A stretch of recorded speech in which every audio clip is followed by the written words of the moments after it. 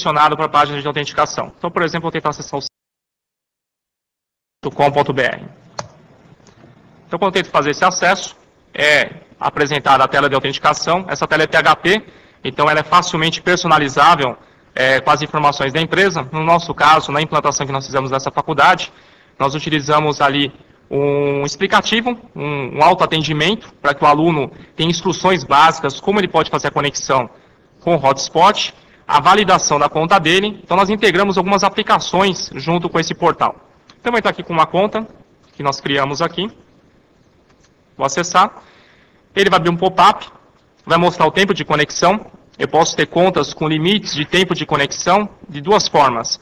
Ou um tempo limite, por exemplo, a conta ela pode utilizar 1 hora de acesso à internet, ou a conta pode usar até a data do dia 1º de dezembro. Então, ele vai fazer a contagem regressiva. No primeiro caso, ele vai debitando as horas do acesso à internet, e no segundo caso, ele vai poder usar a qualquer momento até chegar no dia 1º de dezembro. Quando chegar no dia 1º, ele terá que fazer uma revalidação no sistema. Por isso, nós realizamos uma página, junto com essa do PHP, para que possa estar revalidando ele dentro do banco de dados, onde ele autentica pelo Radius.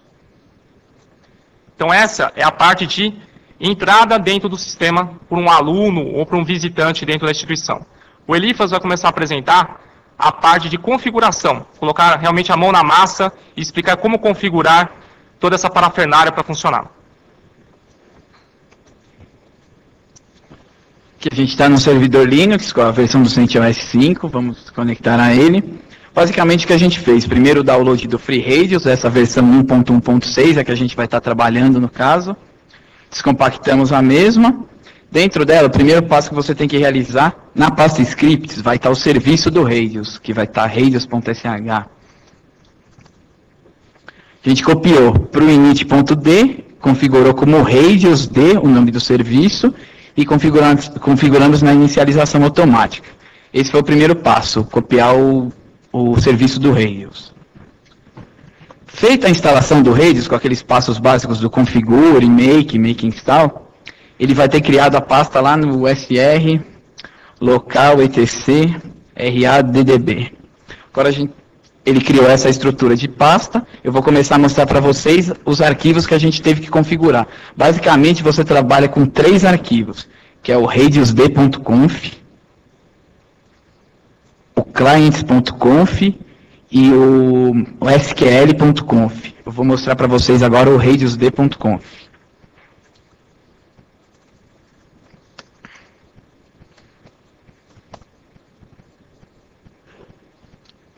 Pro início, lá onde está a porta. Barra palestra. Da barra palestra que vai direto. Vai isso. Começando, qual a porta que o servidor Radius usa? A porta 1812. Você poderia configurar uma outra porta. A gente usou a porta padrão dele, é a primeira configuração que você realiza nesse arquivo. Pode dar um next. A gente ativou o SNMP dele para a questão de gerenciamento, de facilitar a nossa disponibilidade. Aqui começa a configuração mesmo. Tem um parâmetro do MySQL, que é o NoResetCounter, que trabalha com o SQL Counter. A gente tratou isso para poder cuidar dessa parte de conexões simultâneas. Com isso, essa é uma das primeiras configurações que você faz para que ele só possa ter uma conexão no banco de dados. Aqui, continua esse parâmetro é o que trabalha, que ajuda nisso, do MySQL, que é do SQL Counter. Você tem que dar essa opção, que é do NoResetCounter, que também é dessa parte da conexão simultânea. Você tem que fazer várias alterações para isso. Mesma situação, você está colocando na outra seção, na seção autorize do arquivo, o mesmo comando, o NoResetCounter, aliás, o mesmo parâmetro. Isso, basicamente, a gente configurou o primeiro arquivo. Agora a gente vai para o SQL.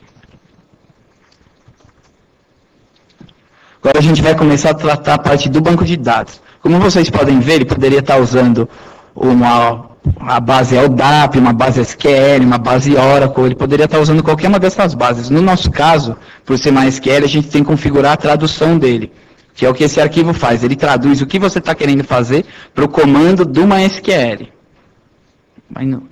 Primeiro, a gente configurou aqui Se vocês verem acima, vocês vão ver que poderia ser um outro, que tem lá em cima a Oracle, poderia ser SQL, alguma outra base. A gente setou o driver, aí configuramos que como o banco de dados está local, é localhost, o login do banco de dados que é o Radius, e o password a gente deixa com senha aqui para facilitar, para mostrar para vocês. Aqui entra essa parte da tradução para o banco de dados mesmo, do que o Radius tem que fazer para uma SQL interpretar e tratar a base de dados. Tem o atributo, tem o ID do usuário, são esses campos básicos para determinar um usuário. Mesma coisa, mais configurações que a gente teve que colocar, que trata a conexão simultânea. Vocês puderam perceber que tem vários detalhes que tem que ser mexidos para a parte da configuração simultânea. Esse RAID Clients yes, para você habilitar que ele consiga ler o banco de dados MySQL, você tem que setar o yes. E a gente volta para o início do arquivo e vamos para o outro, que é o clients.conf.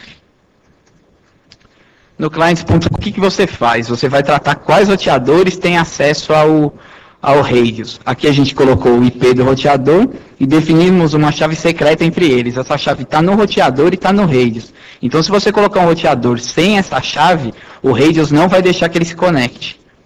A gente vai lá, o nome do roteador está ali, o APCO05. Agora a gente vai acessar ele e mostrar essa chave.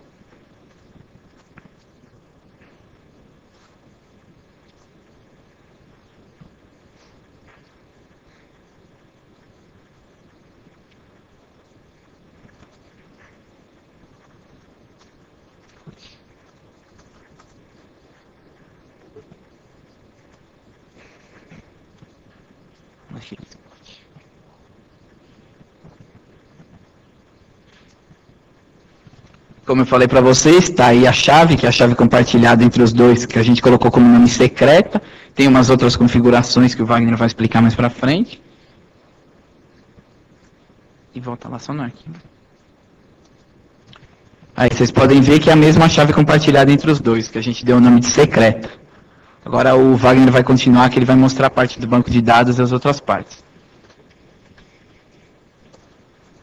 Muito bem, como o Elifas explicou, a parte de configuração do Radius para se conectar no MySQL, nós vamos entrar aqui no banco.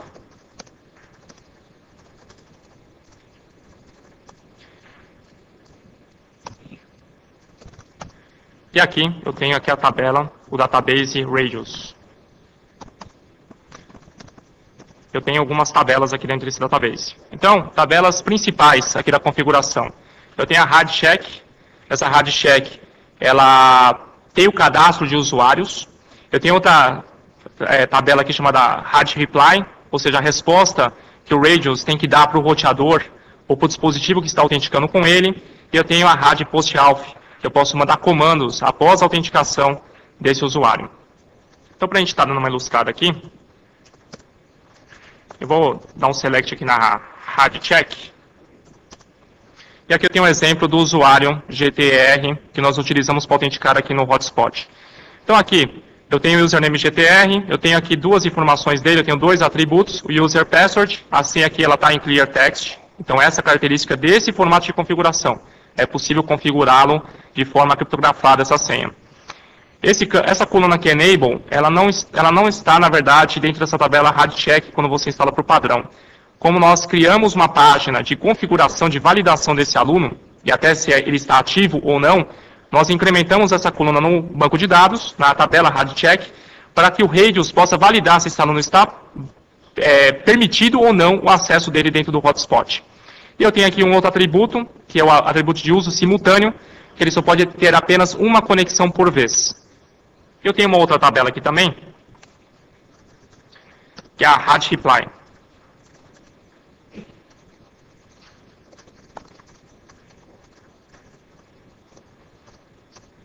Que aqui no caso, eu tenho uma informação que eu passo para o roteador, qual é o timeout da conexão dele. Então, por exemplo, toda vez que ele se conecta, o Radius fica monitorando, o Radius e o roteador, se a sessão dele está ativa. Então, com esse parâmetro, eu fico monitorando ele de 120 segundos, por exemplo, para saber se ele está no ar ou não, para poder fechar a sessão dele e não consumir o total de horas que ele tem de acesso à internet.